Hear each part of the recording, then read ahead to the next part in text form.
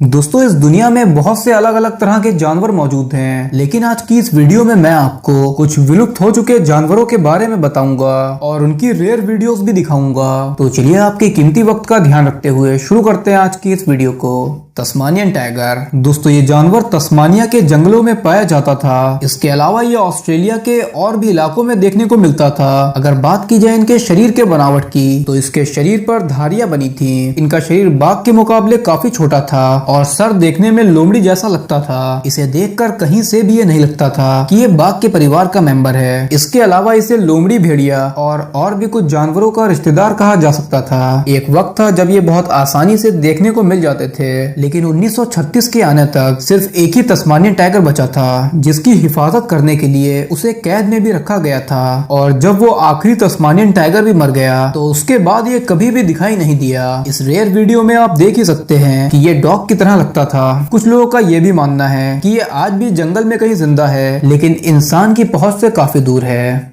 Lonesome George. इसकी प्रजाति के और कछुए जिंदा नहीं थे और ये अकेला ही मिला था। इसी वजह से इसकी देखभाल करने के लिए इसे कैद में रखा गया था। इस कछुए को लोग लोनसम जॉर्ज के नाम से जानते थे। 100 साल की जिंदगी जीने के बाद अब ये कछुआ जिंदा नहीं है, लेकिन साइंटिस्ट आज भी इसका क्लोन बनाने की कोशिश कर रहे हैं। आप इस वीडियो में देख ही सकते हैं कि ये कछुआ देखने में कितना यूनिक लगता था। दोस्तों, आपको इसके बारे में क्या कहना है, कमेंट्स में जरूर बताइएगा।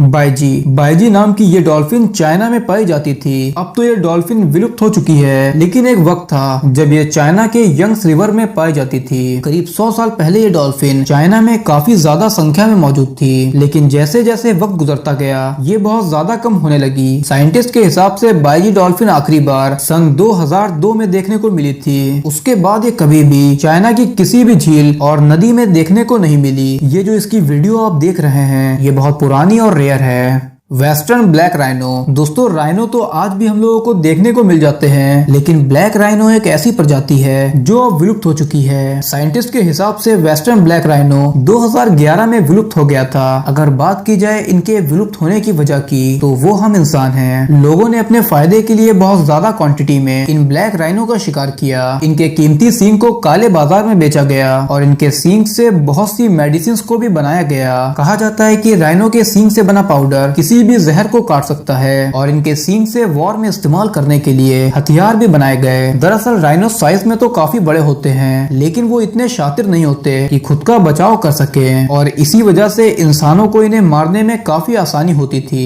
ये जो ब्लैक राइनो की रेयर वीडियो आप देख रहे हैं, ये ब्लैक राइनो की कुछ आखिरी यादें हैं जो कि अब कभी भी देखने को नहीं मिलेंगे। Lesson rail. दोस्तों, ये पक्षी हवाई के जंगलों में पाया जाता था। ये साइज में बड़े होने की वजह से उड़ नहीं सकता था, लेकिन इसकी रफ्तार बहुत तेज थी। बताया जाता है कि इस बर्ड को सिर्फ एक ही शिकारी से खतरा था, जो कि एक बर्ड थी। कहा जाता है कि लेसन रेल आखिरी बार सेकेंड वर्ल्ड वॉर में देखने को मिली थी। उसके बाद ये कभी भी नहीं दिखी। अगर बात की जाए इनके विलुप्त होने की वजह की, तो इनके हवाई के कुछ इलाकों में रहने की वजह से इनके पास खाने की ज्यादा वैरायटी नहीं थी। सन 1900 तक जब इनके खाने के जीव धीरे धीरे खत्म होते गए, तो धीरे धीरे इनकी भी संख्या कम होने लगी और इसके लिए सबसे ज्यादा जिम्मेदार रैबिट्स थे। दरअसल 1900 में रैबिट्स को आइलैंड पर लाया गया था और इन्होंने सारा खाना खत्म कर दिया और इसी चीज का इन पक्षियों के ऊपर इतना प्रभाव पड़ा कि सिर्फ 20 साल में इनके सिर्फ 2 ही पक्षी बचे और बाद में ये दोनों भी दुनिया में नहीं रहे। पिरेनियन आइबेक्स। यूरोप में पाए जाने वाले पिरेनियन आइबेक्स के लंबे सींग और बड़े शरीर हुआ करते थे। यूरोप में इनकी संख्या 50,000 से भी ज्यादा थी। इसी वजह से यूरोप को पिरेनियन आइबेक्स का